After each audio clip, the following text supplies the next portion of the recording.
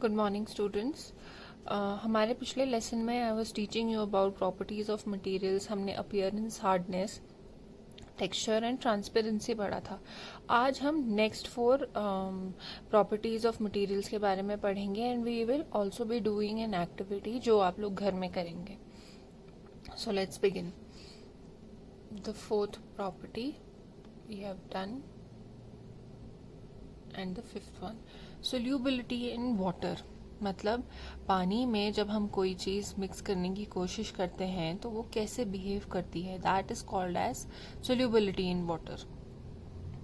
यहाँ पे हम अलग अलग examples, this is what you will be doing at home and checking कि आप 5 to 6 ग्लासेस लीजिए, उसमें सॉल्ट मिक्स करेंगे, शुगर मिक्स करेंगे, कोई चीज़ का चॉक पाउडर मिक्स करेंगे, oil, sand and clay.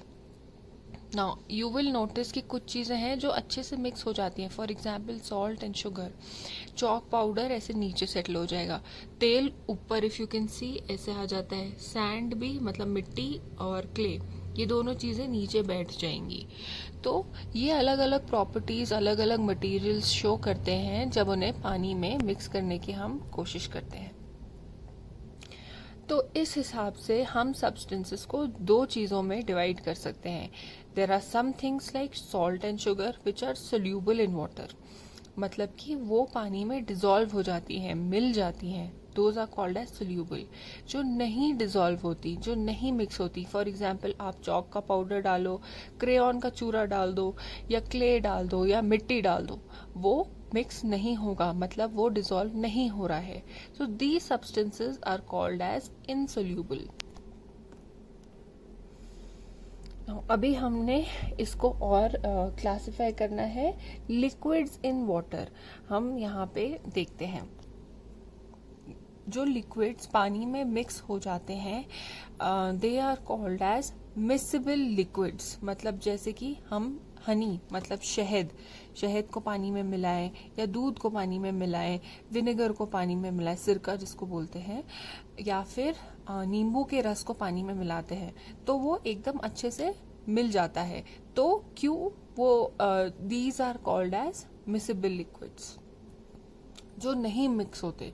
For example हमने यहाँ पे देखा था तेल ऊपर आ गया था, तो any type of oil, kerosene oil, mustard oil, cooking oil, कोई भी तेल, मतलब कि सरसों का तेल हो गया, या फिर कोई भी खाना पकाने वाला तेल हो गया, या केरोसिन हो गया, वो सब ऐसे ऊपर आ जाते हैं। सो दीज आर लिक्विड्स जो कि मिक्स नहीं हो रहे हैं, मतलब कि they are immiscible liquids. We see the pictures of miscible liquids and immiscible liquids. Miscible liquids ये हैं, जैसे कि दूध और पानी मिक्स हो जाता है, दही और पानी मिक्स हो जाता है, दही और पानी भी मिक्स हो जाता है, but this is the picture of honey. यहाँ पे हमने मस्टर्ड ऑयल डाला या फिर कुकिंग ऑयल डाला तो वो ऐसे तैरने लग जाते हैं। इफ यू नोटिस, चाहे आप मिक्स भी करो तो वो ऐसे बबल्स अलग अलग बन जाते हैं। So they are immiscible liquids. Now gas is dissolved in water. हमने सॉलिड्स का देखा, सॉलिड के एग्जाम्पल्स क्या हैं, चॉक पाउडर या फिर sand, so they are solids. Liquids का हमने अलग अलग तेल देखा, दूध देखा, विनेगर, एंड अब हम गैसेस देख रहे हैं।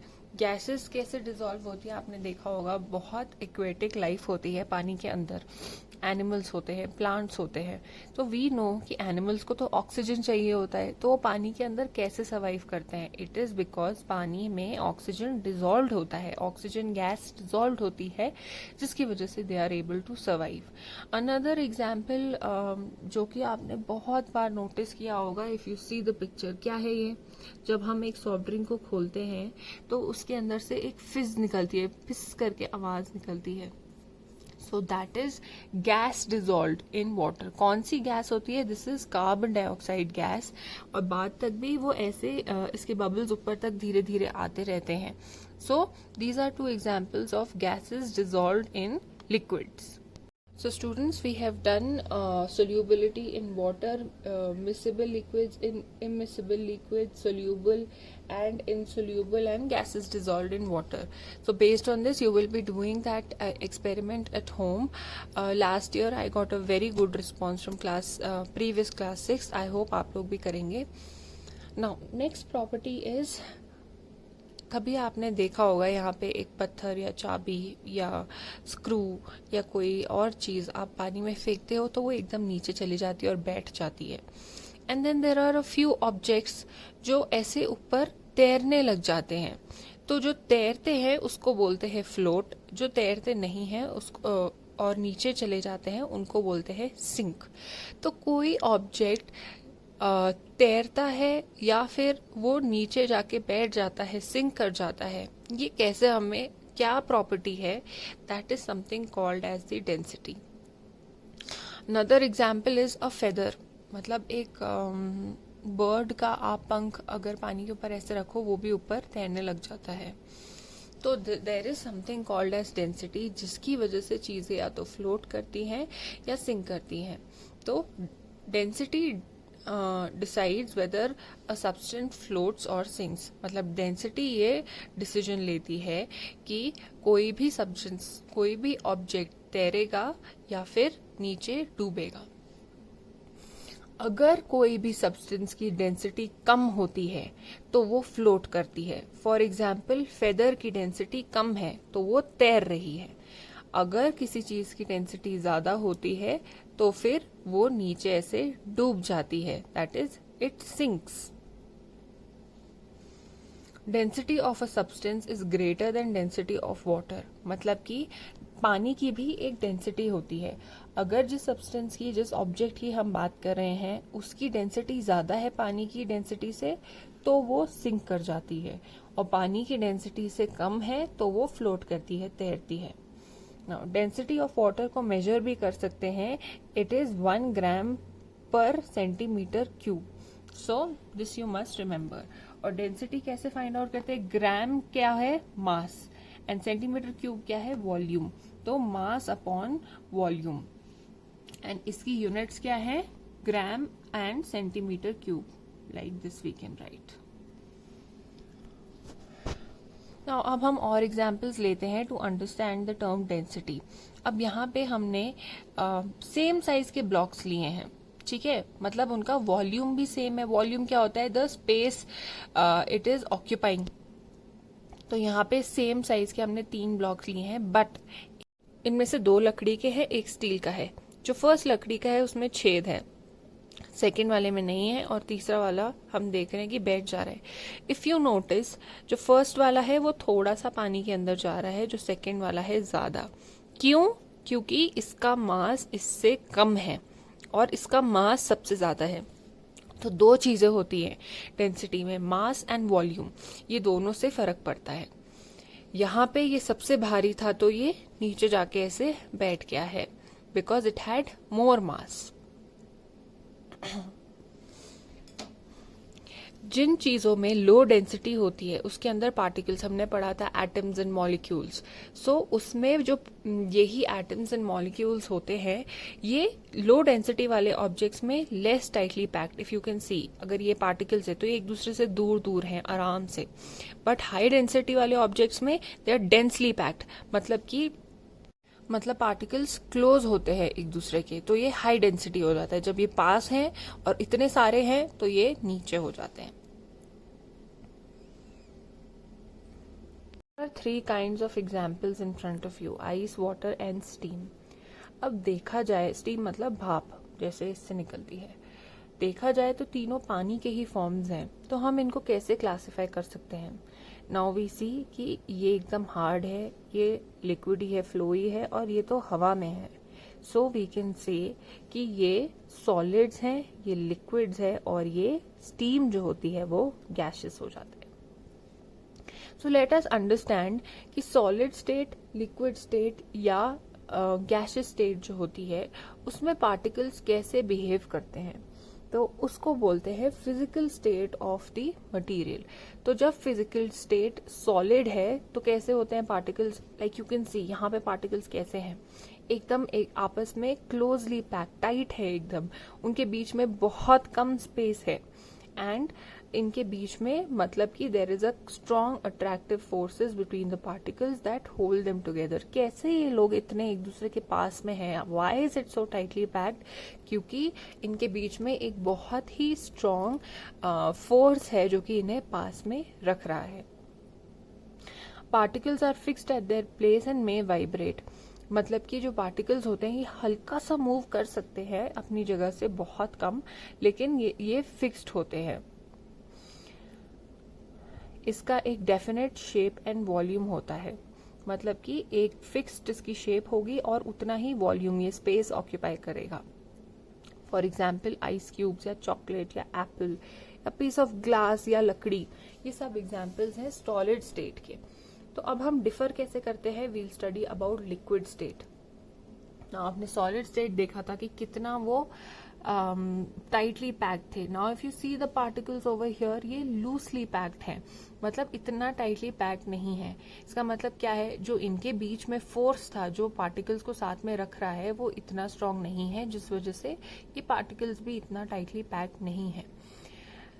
तो ये जो इधर जो पार्टिकल्स हैं, हमने देखा था सॉलिड के केस में कि वो पार्टिकल्स अपनी पोजीशन चेंज नहीं करते, लेकिन यहाँ पे जो पार्टिकल्स या मॉलिक्यूल्स होते हैं वो अपनी पोजीशंस चेंज कर सकते हैं, जिसकी वजह से हम एक ग्लास से दूसरे ग्लास में एक लिक्विड डाल सकते हैं।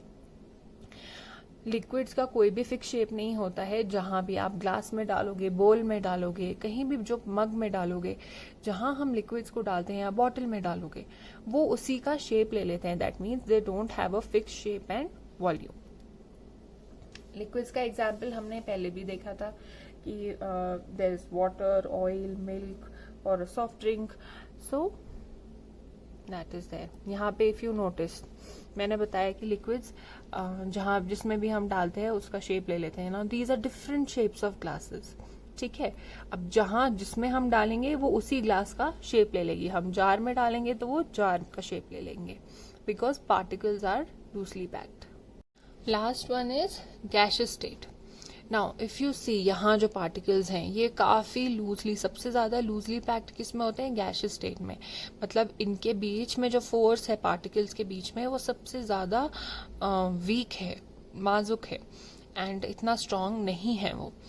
एंड जितनी भी स्पेस मिलती है उसमें ये फैल जाते हैं पूरे। इसकी भी कंटिन्यूसली अपनी पोजीशन पार्टिकल्स चेंज करते हैं और कोई फिक्स शेप या फिर वॉल्यूम नहीं है। फॉर एग्जाम्पल जो एयर है, क्या हम उसकी कोई शेप बता सकते हैं? जो हवा है, नहीं। तो एयर किसकी बनी होती है, उसमें अलग अलग पार्टिकल्स होते हैं, ऑक्सीजन गैस की, carbon dioxide, nitrogen and other gases. Another example is a steam that comes out from जब आप पानी गर्म करते हो. So that is one more example. जो लास्ट हम प्रॉपर्टी पढ़ने जा रहे हैं students, that is conductivity. Conductivity का आप यूज अपने डे टू डे लाइफ में बहुत ज्यादा करते होगे। अब हम उसको साइंस की तरीके से पढ़ने की कोशिश करेंगे। Now if you see in the kitchen, जो किचन में बर्तन हम यूज करते हैं बनाने के लिए, स्टील के होते हैं, एल्यूमिनियम के होते हैं, कॉपर के होते हैं। Why don't we use some paper और प्लास्टिक जिसमें खाना बनता है? बिकॉज जो मेटल होता है वो एक प्रॉपर्टी होती है जिससे कि हमें, उसकी एक प्रॉपर्टी होती है जिससे कि हमें खाना बनाने में हेल्प करती है। That is metal can conduct heat. वो हीट, अगर हम यहाँ नीचे आग लगाएं तो ये कढ़ाई गर्म होगी, जिसकी वजह से इसमें खाना पका पाएंगे। उसकी वजह से देयर आर सम थिंग्स जो कि, फॉर एग्जाम्पल जो करछी होती है ऐसे जिससे खाना ऐसे चलाते हैं, या फिर इसके हैंडल हैं, ये प्लास्टिक के क्यों है, ये प्लास्टिक का क्यों है, या फिर जो ये वाला करछी बोलते हैं या स्पैचुलास जो होते हैं, वाई आर दे वुडन, इसके एंड प्लास्टिक के क्यों होते हैं? क्योंकि ये गर्म नहीं होते हैं इतना जल्दी जितना जल्दी ये मेटल हो जाता है, जिसकी वजह से जब हम चला दे तो हमारा हाथ नहीं जलता है। अगर हाथ नहीं जल रहा है मतलब वो गर्म नहीं हो रहा है, मतलब वो हीट नहीं हो रहा है, लाइक द कढ़ाई और cooker from the base. That means these are bad conductors of electricity, plastic and wood, whereas aluminium and steel are good conductors of electricity. जैसे कि अगर हम एक गरम बर्तन को गैस से सीधा ऐसे उठा लें तो हमारे हाथ जल जाएंगे. So what do we use something called as mittens, या फिर कोई कपड़ा यूज करते हैं, क्योंकि वो इतना जल्दी गर्म नहीं होता है. इसके अलावा हमने हीट का एग्जाम्पल दिया. ना आपने आपके घर में इलेक्ट्रिसिटी आती है जहाँ, वहाँ पे तार यूज किए जाते हैं बहुत सारे ना. इफ यू नोटिस कई बार जो तार होते हैं उसके ऊपर प्लास्टिक का, हमेशा एक प्लास्टिक का कोटिंग होता है. If you remove that plastic coating, इसको यूजुअली ट्विस्ट करके दूसरे से ज्वाइन करके हम इलेक्ट्रिसिटी पास करते हैं. तो ये क्यों है? अंदर वाली चीज कॉपर है और बाहर ऊपर से प्लास्टिक है. व्हाई इज इट सो? क्योंकि कॉपर इलेक्ट्रिसिटी पास होने देगा, इलेक्ट्रिक करंट जो होता है वो पास होने देता है, वेराज जो ऊपर की कोटिंग है प्लास्टिक वो नहीं होने देता है. अनलेस एंड अनटिल वो बहुत एक्सट्रीम हीट नहीं हो जाता, वो सही रहता है, वो मेल्ट भी नहीं होता है. इट इज बिकॉज जब आप इसको टच करोगे और इलेक्ट्रिसिटी पास हो रही है तो आपको करंट नहीं लगेगा. करंट नहीं लग रहा है मतलब इलेक्ट्रिसिटी पास नहीं हो रही. इलेक्ट्रिसिटी पास नहीं हो रही, that means plastic is a bad conductor of electricity. Whereas copper कर रहा है, that means it is a good conductor of electricity. Now let's understand कि गुड कंडक्टर्स क्या होते हैं. ऐसे मटेरियल्स जो अपने थ्रू हीट या फिर इलेक्ट्रिसिटी पास होने दें, they are called as good conductors of heat and electricity. Metals जो होते हैं यूजुअली खाना बनाने में भी आपने देखा, इलेक्ट्रिसिटी में भी आपने देखा, they are good conductors of heat and electricity. For example copper wires are use, aluminium, iron and steel के बर्तन यूज किए जाते हैं. एंड पानी से भी बच के रहना होता है हमें इलेक्ट्रिसिटी के केस में, क्योंकि पानी भी एक अच्छा गुड कंडक्टर ऑफ इलेक्ट्रिसिटी होता है. मतलब वो करंट को पास होने देता है, मतलब हमें शॉक लग जाएगा. तो स्टूडेंट्स अनदर एग्जाम्पल है कि आपने नोटिस किया होगा जो स्विच होते हैं इलेक्ट्रिसिटी ऑन ऑफ करने वाले, ये ज़्यादातर प्लास्टिक के ही क्यों बने होते हैं. जब हम इन्हें हाथ लगाते हैं तो कभी हमें शॉक नहीं लगता. वेरस कभी कभी ये जो इसके ऊपर स्क्रू होते हैं, अगर इसके ऊपर हमने हाथ लगाए, देयर आर चांसेस कि हमें शॉक लगे. तो वाई इज इट सो? कि plastic is a bad conductor of electricity, वो करंट को पास नहीं होने देगा. वेरएज जो स्क्रू है वो मेटल का बना हुआ है, वो करंट को पास होने देता है. So what are bad conductors? ऐसे मटेरियल्स जो अपने से हीट या इलेक्ट्रिक करंट पास नहीं होने देते, they are called as bad conductors of heat and electricity. जैसे कि लकड़ी का हमने यूज करते हैं खाना चलाते टाइम, जब कढ़ाई गर्म है, जब बर्तन गर्म है, so it is because it is bad conductor of heat. So students, with this we have finished the chapter and I hope आप आज की एक्टिविटी में अच्छे से पार्टिसिपेट करेंगे. Thank you so much.